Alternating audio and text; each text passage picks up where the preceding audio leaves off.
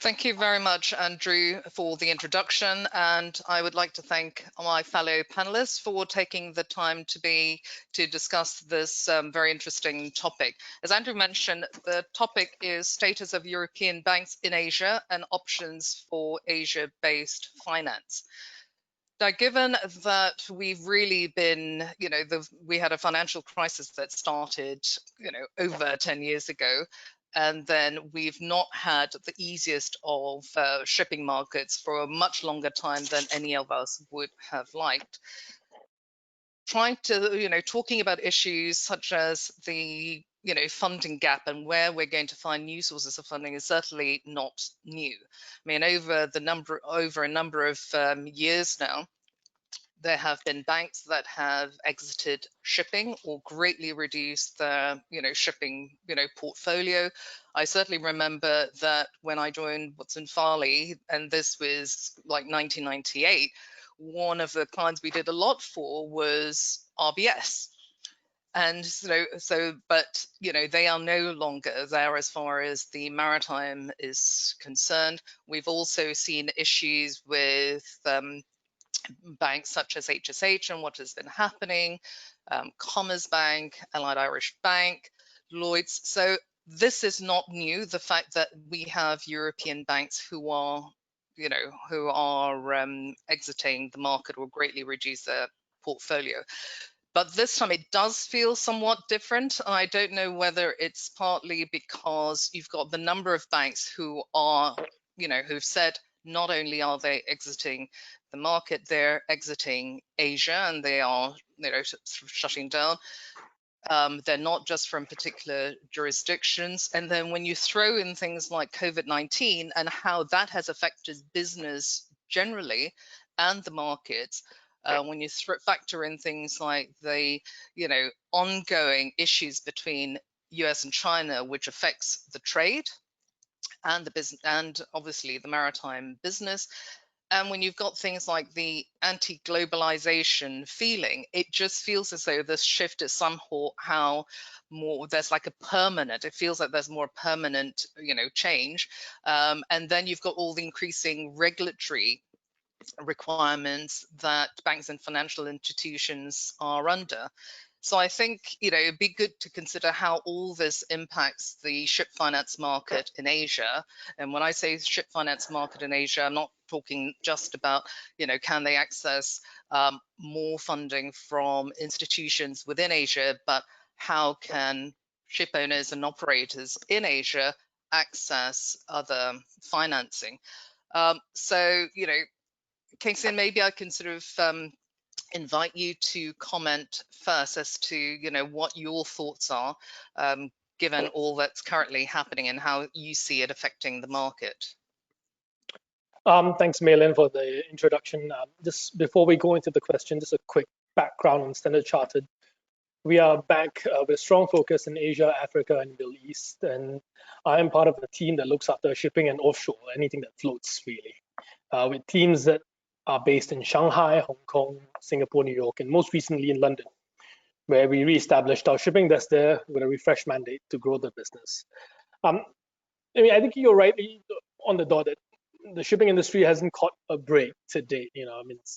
It's been a decade of one issue after the other, from the world economy to changing regulation, both in the finance industry and the shipping industry itself. And now with the impact of COVID, I think there is still a running theme of changing regulations, which will still impact the industry. Basel IV is one point that has been discussed to death. It's unfortunately not a very exciting topic, but this drives how much resources a bank dedicates to a product like shipping finance. The current conversation is translating to more capital, but this is one that's evolving with the industry hopefully coming together to try to make the best of it. You throw in the current challenges that we're seeing in the commodity sector, which is largely, I think, fraud related, where that particular sector is trying to solve for, that might impact the movement of goods, plus the aviation sector, which is currently impacted, whereby most banks have teams doing both, and this will impact how banks look at asset-backed financing. Aviation was typically viewed as less cyclical and more predictable in regards to cash flows and asset values. And how we come out from the current downturn will shape how banks perceive the safety of long-term lending against asset financing. So I think in summary, regulatory change will have a structural impact moving forward. The other 2 points in regards to the commodity finance and maybe aviation will be more cyclical in nature, impacting how specific banks look at the sector as we ride through this. I'm happy to hear what my fellow panelists think about this. Yeah. Thank you. Erik, perhaps you could introduce Pareto Securities and then give us your input on that. Sure. So, we are one of the leading European investment banks, headquartered out of Oslo in Norway. We have around 500 employees, and we're very focused on basically anything in the capital markets on the IPO side, bonds quite a lot, and equity transactions. And we've had a maritime focus as part of our business for the past 34 years or so. And that is also what we mostly do out here in Asia, where I run a team focused on energy, maritime infrastructure. I would say, it is a demanding time to be a ship owner looking for capital these days. The exit of some of these banks in Asia maybe doesn't change that much, because at the end of the day, it's been a long time coming, and many of them haven't been that active anyway. So I think a lot of the companies that would have been relying on them, either they can continue to bank with them because they would have been the larger shipping companies in Asia, or they probably haven't seen much liquidity from these banks to begin with for a few years now, probably. But in general, I think it's just part of a bigger trend, which we've been talking about for a long time, which is that financing and shipping is difficult these days. I think it's partly because we got used to a level of leverage, which is probably too high for such a cyclical industry. You can see that today as well, that the few sectors where they are actually making very good money. You need to look at the gas, on the VLGC side, on the crude sectors, on the product tanker sectors. A lot of these companies have been making very strong cash flows, and they've actually taken that opportunity to deleverage the balance sheet, pay a little bit of dividends, yes, but also to deleverage the balance sheet. And so I think there's a recognition also that it makes sense to have a lower level of gearing. Being a small player or a medium-sized player in this market is, I don't think, going to get any easier going forward. So you need to, work on finding financing opportunities, of which there are so many. But in a way, smaller, medium-sized players also just need to look for consolidation opportunities, and there are so many other reasons why that makes sense in shipping as well. When you look at the technology challenges, fuel challenges, ESG reporting challenges, etc. So I think that's where the industry needs to head. Thank you. Axel, it'd be great if you could introduce Braemar Naves, and also, given that you talk to the owners and you talk to the banks and you look at what structures are possible and where you can get sort of funding for these projects, perhaps you could give us your input as well. Yeah, thank you very much. Braemar Naves actually was founded as Naves Corporate Finance in 2009, initially in the early days, focusing on restructuring, in particular in Europe. We expanded globally and today entertain offices in Singapore, Athens, Hamburg, and London. We joined Braemar Group, the large shipbroking group, in 2017. Our main businesses are restructuring, raising financing, debt and equity, as well as advising on mergers and acquisitions and transactions. Our experience is naturally driven very much by the last 10 years of dealing with crisis, helping owners under difficult circumstances to raise debt and equity to find replacement capital basically for banks withdrawing from the market. My general take on the current situation is that there is still a lot of capital available, but the market becomes very much basically divided into core clients that are strong, financially very strong, which find bank financing at extremely competitive terms. And then ship owners that do not qualify structural-wise, size-wise into that picture. And of course, they find it much harder than in the past to access bank financing. This is why, you know, a wide range of alternative capital providers have emerged. And you really carefully need to analyze what's the detailed background, what's the asset class, what's the employment structure, as to develop tailor-made structures.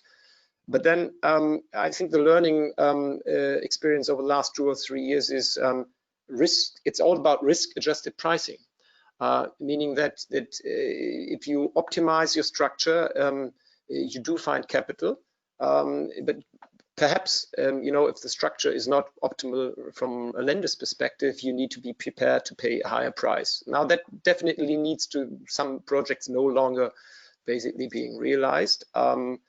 So we see a bit of leakage there. But on the other hand, it's I wouldn't be that negative. The main source why European banks basically left the market or downsized their portfolio was a combination, from my take, of regulation and actually having lost so much money over so many years permanently. And the new sources of capital that we see, whether it's leasing companies or whether it's credit funds, regulatory-wise, find it much easier to deal with the crisis situation in terms of that they are not so vulnerably exposed to remain passive about a situation where cash flow is no longer earned and the loan cannot be serviced. But they can take actually possession of the asset. They do not have the regulatory constraint to how they need to maneuver through a crisis, which of course for banks is extremely hard under the tight regulations. So we see that trend will definitely continue, being those alternative sources of capital. I think they are now established market players. Rules of the games have changed, but the good news is capital is available and it will continue to be available. Thank you very much, Axel. As you say, you know, it's definitely there. The question is whether you can find the projects or whether the owners and operators have the projects that can meet the criteria for these potential funders, because, as I say, where, you know, for the banks who focus on core, then, you know, these other people who cannot get traditional sources of funding have to look elsewhere. Philip, if I could then come to you, given some of the banks who are exiting Asia, I know you have very sort of close working relationship with some of the banks. Could I ask you, for a bank like Deka, who don't have an office here but have been doing business in Asia, do you think they see this as an opportunity for them to do more to be able to fill some of that gap?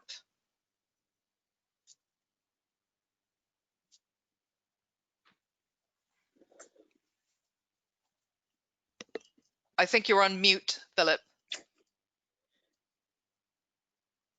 That's not very clever. Now I'm on unmute. We started Transport Capital at the end of 2013. We are headquartered in Singapore. I personally have been in Singapore for 15 years.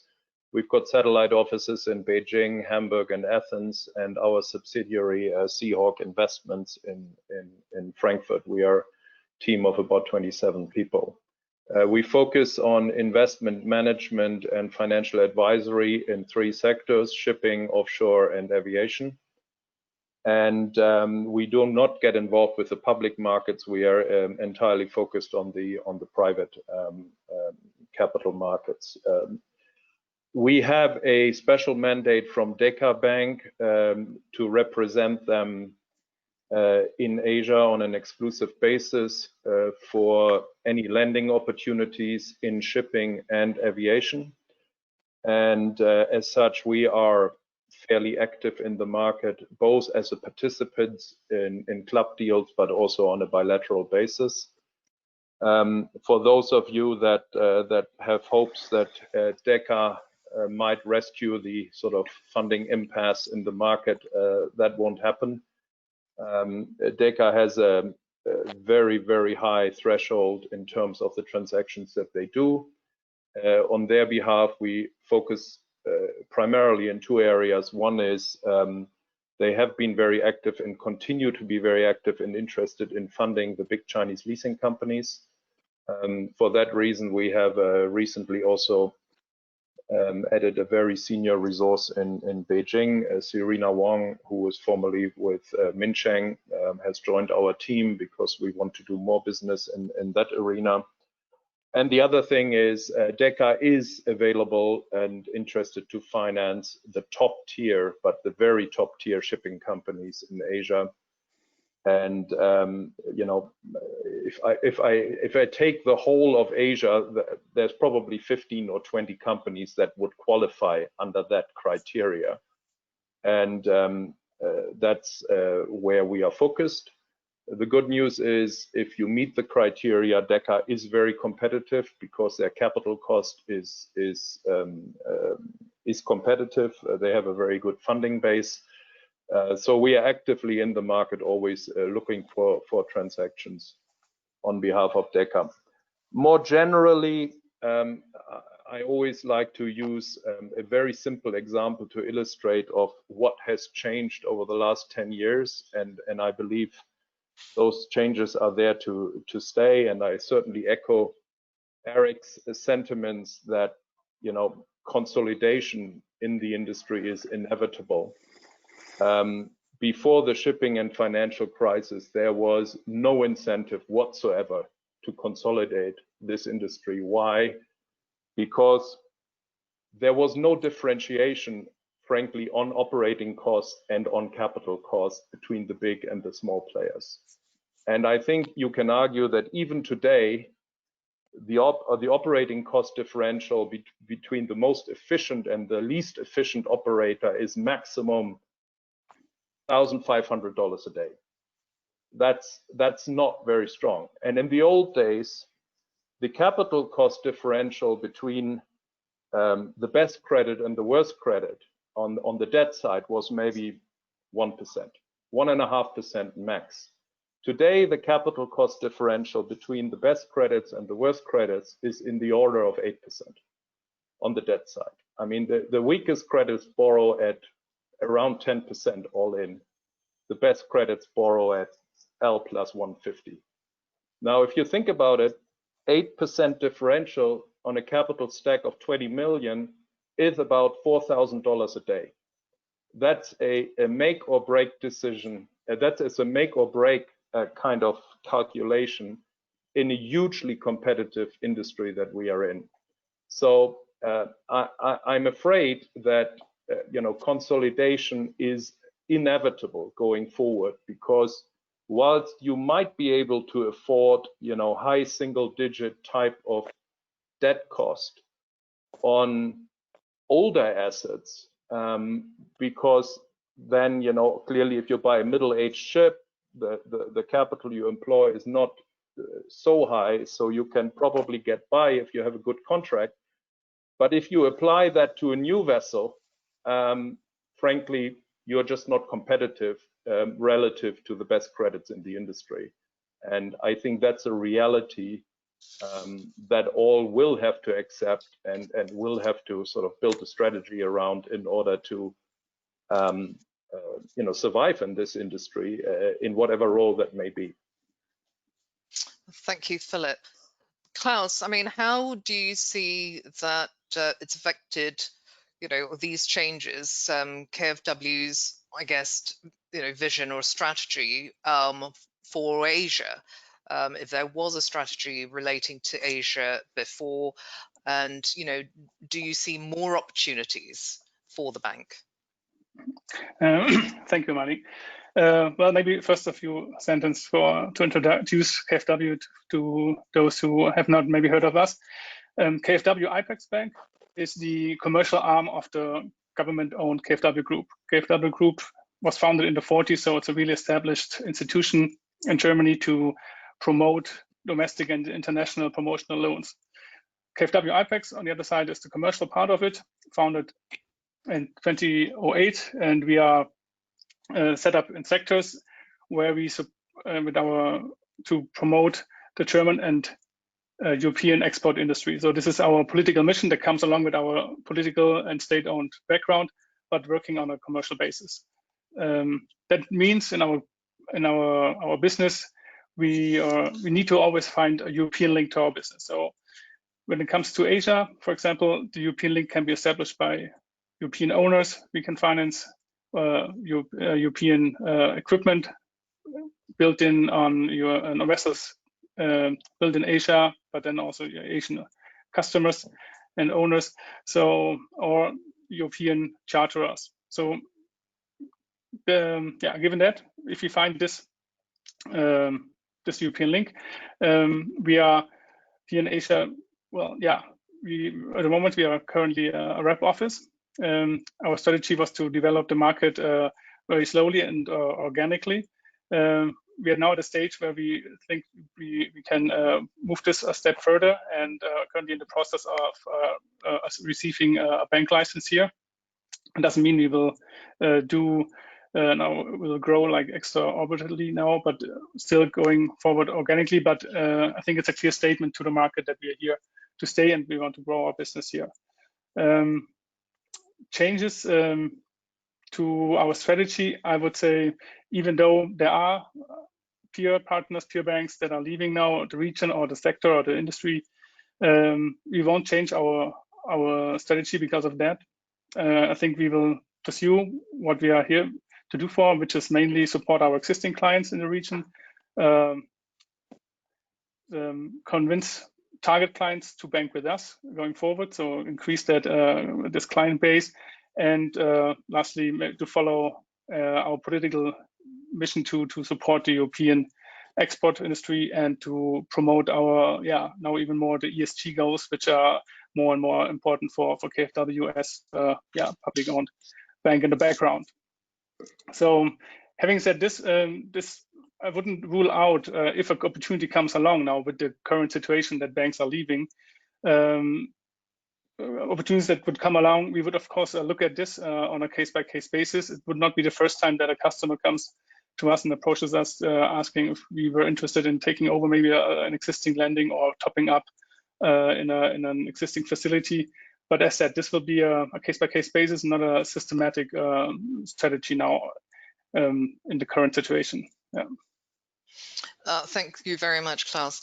So looking then at where the opportunities are for owners, who they can look to actually fill the funding gap, I guess one good thing about this difficult market is that there are fewer new buildings. People are taking a more cautious approach in terms of any new orders or acquisitions that they make. So in one way, the demand is not as great as it was before. But notwithstanding that, there are still, even without new projects, there are refinancings, and parties still need to find funds to order to meet their those maturity obligations.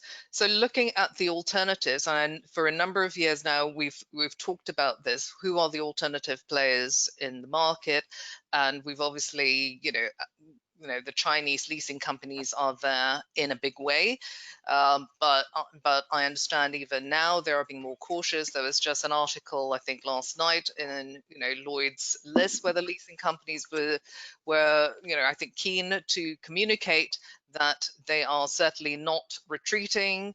They're not looking to be just fair weathered friends, but clearly, given the shipping outlook, credit has tightened. And maybe their exposure to certain clients has gone to a certain level where they may not be able to do much more with particular clients. We also saw, I know, in the earlier days when the financial markets sort of changed, the PE funds were coming into maritime in a big way, but they were also then looking to exit and then found it difficult to exit. And And then just talking to some of the Asian funds, yes, they would like to do business, but not shipping. Shipping's just not really something that they are really interested in. So perhaps I could ask you, Erik, looking at the thing, from certainly the capital markets perspective, although is that option open for sort of ship owners and operators? And if so, what makes it attractive? What are the type of owners or projects that would be able to access that market? I think, again, we're back to sort of the haves and the have-nots, unfortunately, and the shipping markets currently, I would say, that they're not really open for new entrants, partly because there's just not that much appetite for a new company that's doing a lot of the same that the other companies are already doing. I mean, in a way, it's like if you have 10 different travel companies to invest in, you need to bring something a little bit different to the market to entice investors to come in. And I think that's, investors don't necessarily feel that obligation to capitalize a number of smaller players instead of just in the more liquid shares of the larger players. One problem that you'll face as a smaller owner. Of course, the pricing fantastic at the moment. If you look at shipping companies, I think that's an interesting opportunity because there are, a lot of things that speak in favor of the shipping industry as a whole going forward as an investment class. I mean, they have been able to deleverage as a whole. If you look at earnings for many of the sectors, especially if you go to tankers and gas, those have been very strong, and you're nowhere near justifying the earnings of these companies if you look at their share prices. And that, hasn't been the case for a while because for a long time, the companies were trading below steel prices, which is a bit of an arbitrary measure anyway, because you can't really liquidate these, any significant amount of vessels at those broker quotes anyway. But they've been trading below those prices, but there's been a very good reason for that. It's because they haven't been making any money. And I think that's what, a lot of the Asian investors, sometimes it helps not to be the industry guy because they've looked at shipping and just said, well, we're not making money. And then they haven't invested. Whereas people who know shipping have said, well, that tends to go in ups and downs. So maybe we'll invest now and, hope to be at the bottom of the cycle. And then it just turns out that, the bottom of this cycle was a bit longer than expected. But at the moment, their earnings have been quite good. The order books are quite low. There's a number of reasons why the order books are unlikely to grow as much as they have in the past, partly because of this discussion we're having right here, which is on the financing side, and also partly because of all the uncertainty we have around propulsion systems and what fuels will be dominant in the years to come. So I think, a lot of players that would normally be rejuvenating their fleet at the moment, maybe holding off, and a lot of the larger ones, which just have to, they have to do something, instead of ordering 4, they're ordering 2. So there's reasons why, equity on the shipping side could be a good investment going forward. So I think, we're going to see probably an improvement in equity prices if this kind of continues to play out the way it is doing right now, and you get some reduction in that cyclicality, which currently is very out of vogue in the markets. And then maybe there will be some access for more. But I would say as a smaller player, the way to get access to the public markets is to sell your ships and get shares. And again, we're back to consolidation, but there's no need for another company with 5 to 10 ships on the stock exchanges. And really, I think, again, back to sort of the availability of capital. I mean, is there availability of capital? Yes, there is. And, if you're doing new builds, there's plenty of leasing alternatives, whether it's from the Chinese, from the Japanese, Koreans, etc. If you are doing, more refinancing of newer assets or slightly older assets, then there's plenty of, specialized lease institutions in Europe, or also alternative credit funds. It all comes at a cost, right? And if you think of, the leasing cost, it's typically a blend of, a bank portion, which is priced at, a bank margin. Then you have, the leasing equity portion on top of that, which is typically looking for, 15%-ish, right? Maybe 10 to 15, depending on the quality. You compare that, and that's off of a very high or higher base of secured lending than you would have as a large player. If you compare that then to a large player in the stock markets, funding themselves at LIBOR plus 150 to 250, and then if they need anything on top of that, because they're not funding themselves as high as the leasing companies would fund a new build, for instance. If they need something on top of that, then we go out and we raise unsecured bonds. We raised a bond for Navigator just a few weeks ago. That was priced at 8%, completely unsecured, instead of 15% secured. So you're riding at a big disadvantage to the larger players. The capital is definitely there. And for the right types of companies with the right contracts, etc., I think it makes sense to pursue that. And for many others, I would look at the ways of tapping into those, to those larger companies and getting access to a better financing. Thanks very much, Erik. I mean, talking about the funds, apart from those funds that are really specialist, shipping funds, and they're there to support the industry or the local industry, many of them then they'd find that the risk and reward of the maritime is just not really sort of worth it, or it's not something that they are prepared to put their money into necessarily, or not for not for as long a period of time as might be required. I mean, Philip, what do you see from the investors and the funds that you speak to? Yeah, look, I think you have to differentiate. First of all, I think the titles of these funds all get mixed up sometimes. Private equity funds also do credit, and credit funds do equity, and it's sort of all over the place. I just like to call them the non-banks. And then the question is, what kind of capital are they willing to invest into shipping? And I think what we can definitely say is that straightforward common equity, which is just looking for an anti-cyclical bet without any downside protection, that is simply not available today. There's no funds left who will take that bet. There are plenty of funds who have lost a lot of money with that strategy and burnt their fingers. Anything that offers some downside protection, there's plenty of capital available at a price point. So obviously, straightforward senior secured debt. I would even say, if you have the right project, there's good competition. There's good competition between funds to do these transactions. But then even going up the capital structure, preferred equity, where the ship owner with his own common equity subordinates himself to the new capital provider. Those are structures that are possible. And then obviously, if you have a special contract or you have a charter that offers some downside protection, which we would typically call some kind of structured equity, that is also possible. But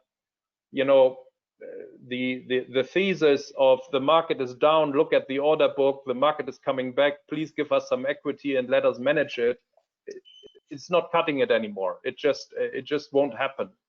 So in answer to your question, there is plenty of competition amongst the alternatives for transactions that offer the investors some downside protection. But investors are taking the view, if you want to speculate on the market, dear ship owner, please use your own capital first for this, and then we will come in behind you. I think that sort of summarizes the mindset of most investors. And at the moment, most of that capital is in the Western Hemisphere. You're right, we have few alternative players in Asia that will take a view on the industry. I personally think that will not be the case forever, but you know, it is an education process, and some Asian players went into common equity. Wasn't a great experience, and some of them are now relooking at it on a sort of more downside protected basis. So that's my that's my take on the landscape. Thank you. Just one thing to pick up on what you said about sort of downside risk protection. I know certainly there was a period of time when things like, you know, residual value guarantees and residual value insurances were popular, and sometimes a requirement from the investor side. I don't know whether we've seen inquiries, but I don't know whether, you know, you've seen that is being requested. It's obviously very expensive as well, so it adds to the overall cost of the transaction, particularly if it's really to secure that one day, you know, on the purchase option day. But do you see that, Philip, is that something that's coming back in? Yeah, we've had recently 2 transactions, frankly, where we have tried to bring in residual value guarantees or insurance in order to make the transactions go, if you will. But the pricing is just prohibitive. I mean, you know, the underwriters or the guarantee providers, if they want to play in shipping, and they don't have to play in shipping, I perfectly understand, you know, if they don't, but you know, it's not economical just to do it. So I see very little traction. I think some of these residual value players also have a little bit their hands full in the aviation market right now. So we have to see how that plays out. But I had always hoped that we can lay off some residual risk into the insurance market, but frankly, it hasn't happened to the extent that we had hoped. Yeah, thank you. Axel, if I could ask you also for, you know, what you've seen in terms of alternative providers who you've been, you know, parties you've been talking to, what do they have an appetite for? Do you think they're going to be more prepared to do things in Asia, or, you know, how open are they for business? First of all, I'd like to stress we see a few players emerging in Asia that focus on Asia. That's an interesting development. So our Singaporean office has been quite busy over the last 12 months connecting Asian clients. What you need to do in that respect is, first of all, you carefully need to analyze what's the current structure of the ship owner that is trying to raise financing, whether he can optimize his legal structure. Things like, you know, how has he organized his business, what management does he apply, but also in which jurisdictions will the vessel ownership be domiciled. You know, certain funds just don't deal with certain juridical environments, but if you move it to a more common place, suddenly financing becomes available. So you carefully need to basically reporting, for example, is another issue. Yeah, some people do lousy reporting. You know, they've audited financials, and then they just wonder why certain people just don't want to give them money. So you basically need to systematically, as a good craftsman, work it through, analyze how can the current pitch be optimized, and then you need to select the source of capital that actually fits to the particular situation. So as I said, for example, there is Japanese players that have actually an interest in financing relatively old ships, because these are leasing structures that work with tax incentives in the background. That can be sometimes be surprisingly competitive. On other occasions, you know, you see also Asian banks still being willing to lend if, for example, the employment strategy is a good one. And then, of course, there is this, I would say, since a couple of years, the standard credit funds that fill the gap. But as Philip rightly pointed out, they come at a price. Of course, leverage makes a big difference. people that are trying to raise 85% leverage for a project will, shouldn't be surprised if it becomes quite costly.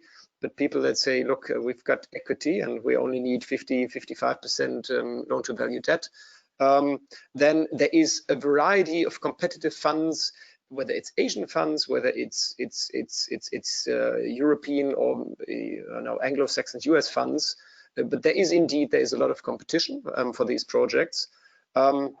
I would not be completely negative, as Philip pointed out, that there is no equity anymore. We find that anytime that markets basically take a strong nosedive, the equity comes back. For example, in May, June, we saw a few players actually being prepared to buy vessels quickly and even leave the management with the former owners. That is a phenomenon that we see whenever there is distress around. I don't have a crystal ball to say, whether there will be further distress coming up in the next 12 months. But I can say whenever it comes, there is risk capital. It's just that the volume of this capital is nowhere near that easily available as it was, for example, I would say 7 years ago. Yeah. Thank you. So definitely, a tough environment trying to find, you say, it's trying to match up. It's having the needs on the one hand, the capital on the other hand, and the difficulties actually trying to sort of match them up and having a project that works for both, sides and that both sides are happy with. Now, Kheng, so if I could come to you, I mean, a couple of the things that were mentioned already, one was that a lot of the banks are retreating to sort of core clients. And we've also had references to, consolidation. Now, given that on the one hand, if there are fewer banks who are able to lend, then at least in theory, the pricing should be more favorable for the banks. And you see that it does get more favorable, but then it comes down very quickly, even if you think, well, the fundamentals haven't necessarily changed. With the consolidation and the sort of bigger players, you think there'll be even further, downwards pressure on pricing, and where does that leave the smaller owners? I mean, what we certainly find is if it's a top tier owner, or if it's a very good deal, then you don't actually feel as though there's a financing, crunch, because everybody's piling in because it's a good deal. Indeed. And there are a whole lot of people where they can't get that. Where do you think that leaves the, the players who are maybe sort of smaller, or where they don't have an existing relationship? No, thanks for that. So I think one point to highlight, I think Erik pointed out to a two-tier sort of financing market for the top tier players and the second tier players. I think one thing we need to be aware of is that aside from regulations, the number of shipping bankers in the industry has also shrunk.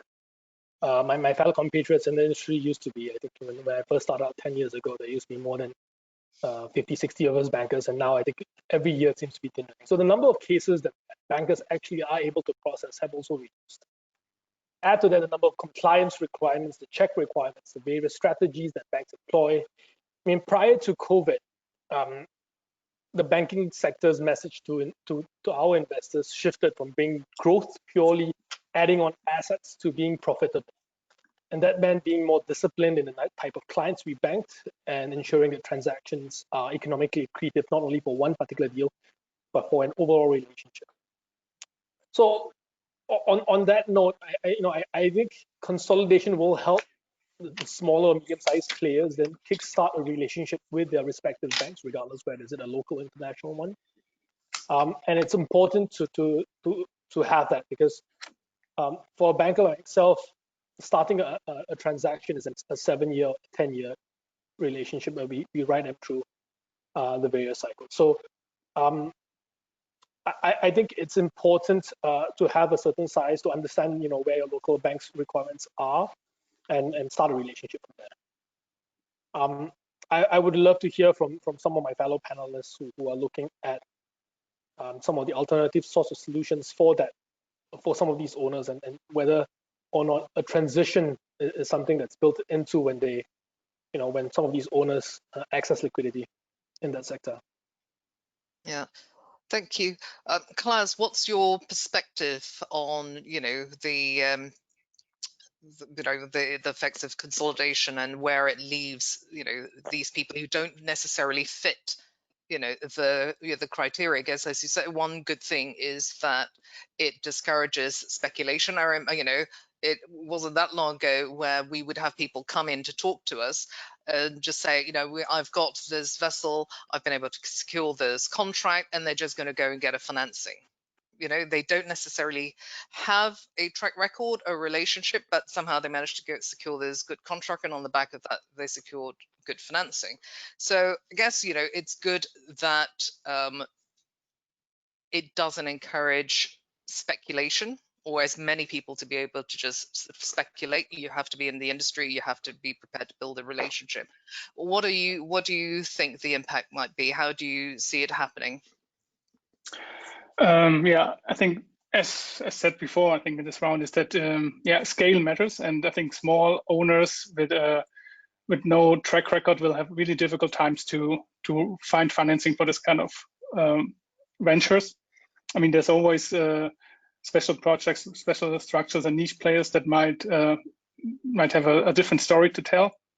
But I don't see that this kind of speculation will attract senior funding or senior debt from like the traditional shipping banks. I think there are other sources of capital that might be interested in this, but I wouldn't expect that the European banks or the Asian banks focusing on the consolidated tier one customers, who is everybody looking for, will be attracted by speculative purchases. And I think this trend will even be forced further by regulation. Well, that's the Basel story on the one hand, but on the other hand, there's the ESG regulation. We saw it last year with IMO 2020, that small owners were kind of locked in with what they had, while as the large owners, they had the opportunities, they had the funds and the sources to differentiate, to invest in different technologies, and diversify this risk of what's coming up. And this, I think, will increase. The ESG and the environmental regulation will be better to manage for the large owners. The small owners, they will have difficulties to finance and to this solution and remain flexible on different legs. Yeah, thank you. I guess the thing is, if they're a smaller owner, but they are fortunate enough in the counterparty they're dealing with, who is prepared and who requires a vessel which meets certain specifications and are prepared to pay for that, then obviously, that's great, because that enables them to do that. But as you say, if they're having difficulties anyway accessing liquidity, then to try and get liquidity, basically to get, assets retrofitted, that's even going to be, more difficult. I mean, when we were dealing with this, all these sort of scrubbers during 2019, it was already, there were lots of discussions about on what basis can banks lend for this, and what security can they get for this, and how are you going to deal with that. So you can imagine that it's going to be even worse for those who aren't able to necessarily, get these things or get this financing, say on a corporate basis. But on the ESG point, sorry. May, it's Philip. If I can add something here, because I think the picture might be changing in that regard, in the following sense. We are currently witnessing a huge liquidity build-up in the so-called ESG institutional funds. Massive. And all of these, and these are typically infrastructure funds. And all of these funds are now starting to look for investment opportunity for anything that can be categorized as ESG compliant.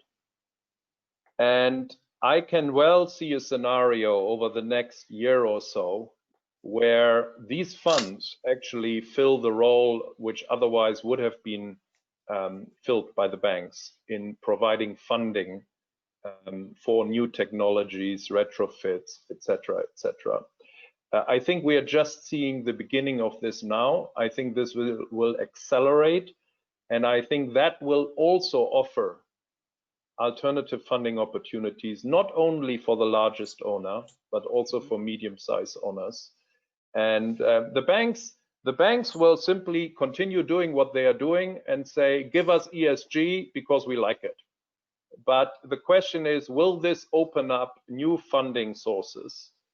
And I think it will, provided you treat ESG not as a defensive matter, but as an ability to sort of re-engineer your business model. Yeah. Well, I mean, I think that's good news if it does happen, and hopefully they will have that appetite to actually invest in the maritime sector. I know I've spoken to some institutions where they would like to do it, but it's easier to just tick the box in something like real estate. It's a lot harder when they're trying to say, okay, how do we get it fit? But I think if they could, then that would obviously be fantastic. Yeah. One of the Sorry, go ahead, Axel. Yeah, if I may just jump in here. I mean, of course, the ESG environment will be very much, as far as shipping is concerned, the volume will go into the new building industry. Yeah. And interestingly enough, on the new building side, we probably had less of a funding gap because, Korean, Chinese government-related financing institutions were supporting the shipbuilding industry. Yeah, and so far, I think the ESG initiative is, it's a very important initiative. And yesterday, I think it was announced by the Chinese government that by 2060, China wants to be carbon neutral. And they usually, if they make up these plans, they actually mean it. So it will be a game changer, and it will be interesting to see how this will affect, now the engineering world, how to design ships going forward. With that announcement having been made, that's 40 years ago. So I would say 2 lifespans of a ship. That is not so much time indeed. But it will be new building. Of course, when we talk about medium-sized ship owners, and I find that a lot of people that attend these conferences are in that space, that deal with 10-year-old ships. The big question is, how can they get financing for basically enhancing their vessels? And then let's keep in mind, it's very difficult to put 2 layers of financing on one ship, because an intercreditor agreement between 2 different type of institutions is not what people actually, when none of the institutions are very much enthusiastic about, because it takes a lot of time and effort to negotiate these agreements. And in so far, I also see a 2-tier market in that respect. Modern ships, with lots of availability of capital, but it's driven by larger players that can afford to do new buildings. And then the second-hand market, which will unfortunately be not so environmentally friendly, but nevertheless, a lot of cargo will be transported on these ships for the foreseeable future. And tailor-made financing solutions will have to be made available for that segment as well, because it will simply not disappear. Thank you very much. I just wanted to ask Andrew, I know we've got maybe just 5 minutes more. I don't know whether, Andrew, you wanted to sort of end the main panel discussion there, otherwise, or whether you'd received any questions. Otherwise, we're happy to just continue for another 5 minutes. Thank you, Maylin. I just want to say that on the ESG matters, we have another session 5 of our conference later today on decarbonization. So please make sure to tune in for that, for kind of more insight into all things ESG related. We have a few questions that have come in from our audience. Yeah, I mean, a few moments ago, the panel said that the market must have consolidation, and that there's no longer room for smaller players. This has been said for the past 20 years. What's different this time? I mean, I'll let you answer that because I'm mindful that yeah. Sorry. I think that there's definitely room for smaller players, but I think you need to have a bit of a niche in terms of how you operate. I mean, a lot of smaller players have access to certain markets. They have an expertise in a certain type of ships. They have the ability to secure certain types of contracts, and I think they also then will usually have the ability to get quite competitive funding. I think you have seen that there has been consolidation over the past few years, and what I believe is that trend will continue. And it's just a matter of having the odds more stacked in your favor as a larger player. So I mean, there's definitely it's definitely possible to be a medium-sized player these days, but it's just more challenging because it's you're dependent on, I would say, more diversification in your fleet in terms of determining exactly which technology should we bet on for the next 20 years, for instance. I think that's a difficult decision if you have 10 ships. The financing part we've discussed.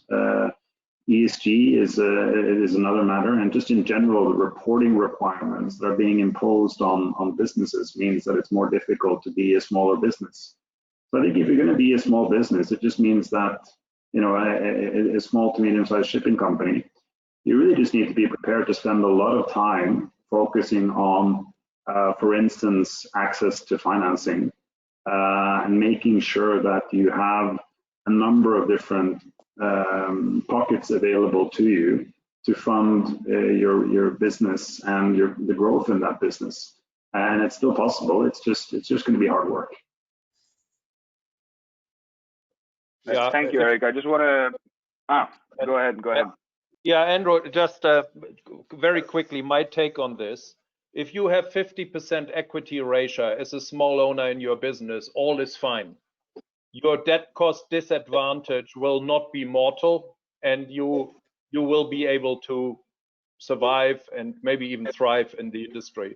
But if you are banking on 70 or 80% debt, your debt cost disadvantage will be so high that I think it will be very, very tough in the long run to sort of operate with break-evens, which will be $3,000 to $4,000 a day higher than your better capitalized competitors. So it all depends on the equity ratio that you have in your business and that you can sustain. And if you want to play this, then my advice is if you can afford 10 ships with a 50% equity ratio, don't try to go to 20 ships. Stay with your 10 ships, because if you go to 20% and then you suddenly need 80% debt because you don't have access to equity, then it will become very, very tough for you. If I may add, what I regard as relatively likely is that the focus of medium-sized ship owners might be more on older tonnage that might adjust in pricing for exactly the effect that financing is more expensive.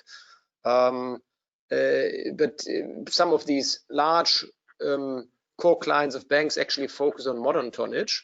So once again, we'll see a differentiation, a two-tier market evolving in that respect as well.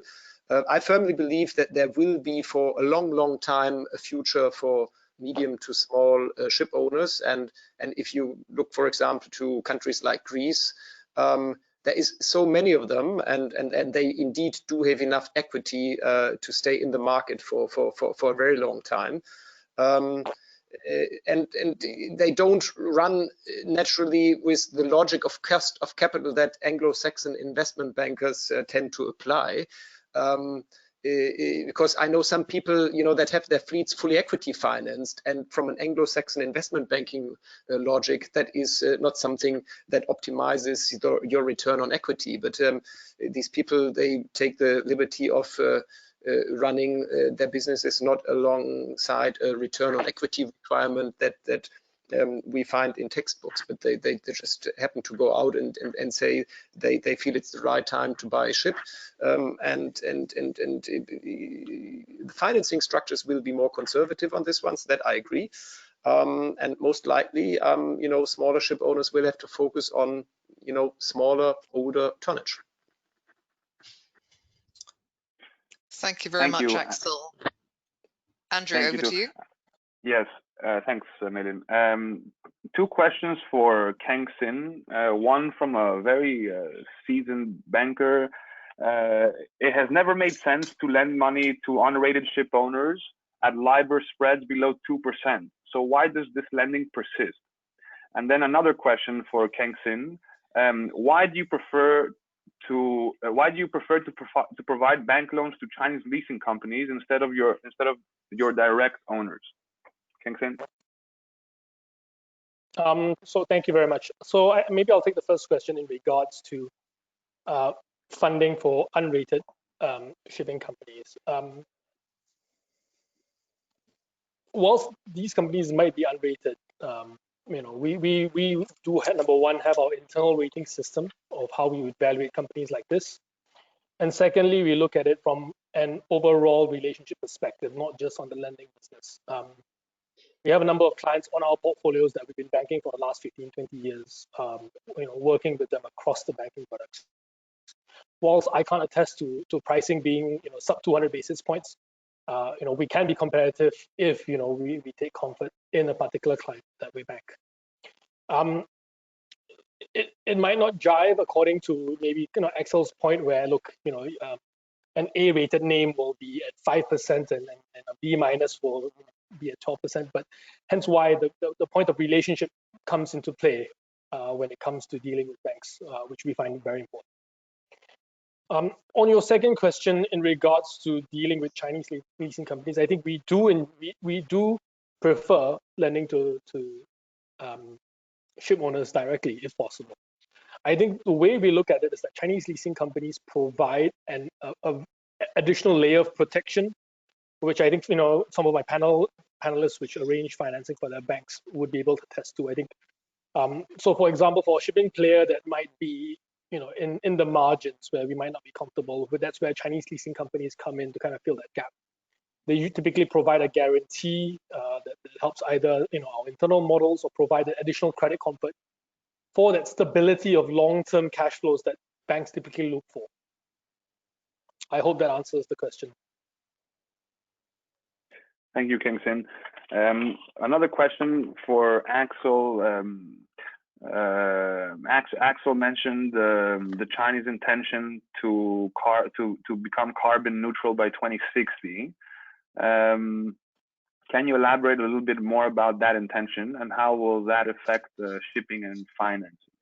Well, I would say, unfortunately, I cannot, because I just read it this morning in the news flow, and I have no clue how they will exactly do it. And I think it will be a very interesting and great venture to implement it. And in so far, I find it extremely premature to say what impact will that have on shipping, in much detail.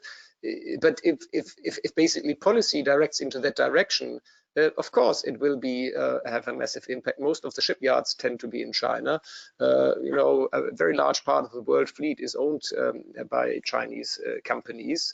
And as we all know, the Chinese government usually is very good at directing business into a certain direction. So I have no doubt that it will have a strong impact. But I must say, I fail to understand, the details of the plan, and will be interesting to figure out, in the next few months, years, how that gets implemented, and then to draw clever conclusions. For the time being, I think it just leaves a lot of uncertainty in the markets. And we go back to what was mentioned earlier about propulsion systems.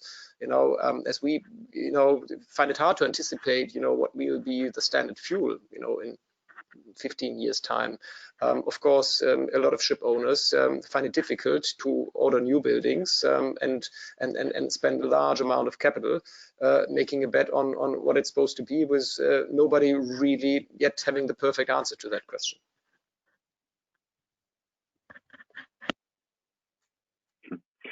Thank you, Axel. So just the last question now, and perhaps I can ask it to each of you, and perhaps end with Mei Lin's thoughts on on this. So a crystal ball question: how will the ship finance landscape look like in 5 years from now? Perhaps 1 minute each on your views on that. Who would like to start? Klaus, I'll start with you. Sure. Okay. Yeah. How would it look like now? Okay. I take out my crystal ball, and what I see is that I think there are a few trends that will continue. I think ESG regulation will increase, flight quality, all these trends will remain. But 5 years down the road, I think we should have a better idea of what kind of technology will lead us to the goals that are set at the moment, regards to decarbonization. And so I think there will be, maybe in 5 years from now, there should be more clarity, and then might be more investment picking up. Given, of course, that global political landscape will not change dramatically. I think there's some clouds at the sky with regards to trade and political tension between the US and China. This is, I think, will have a large impact on trade flows and on the general economy. But given, or let's assume this will be sorted out and continue sort of like we used to see it in the last few years, I think there will be more investment into a certain technology and a certain path to achieve these goals. Yeah, and from the financing side, I think Asia will play an even larger role as now. I think it's the economy is moving to China and to Asia and China especially. So I think also the financing and the investors from these regions will also be attracted to these kind of investments. So I think my minute is up. So hand it over. Philip, would you like to comment? Sorry, when you asked the question, I had an audio breakdown. So what would you, I think the question in 1 minute was, how do you see the ship finance landscape in 5 years' time?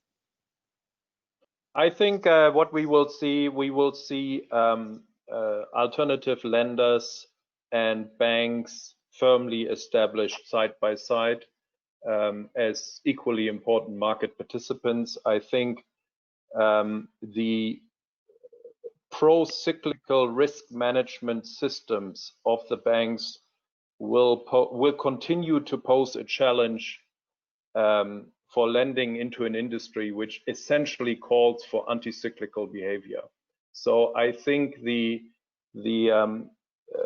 a rise of the non-bank lenders and funding sources is continued, is inevitable, and pricing differential, capital pricing differential, is here to stay. Thank you. Axel? Yeah, sorry to make a very boring statement, but we've seen so many drastic changes over the last 11 years already that I know my best guess is in 5 years' time, it will be pretty much what it is today.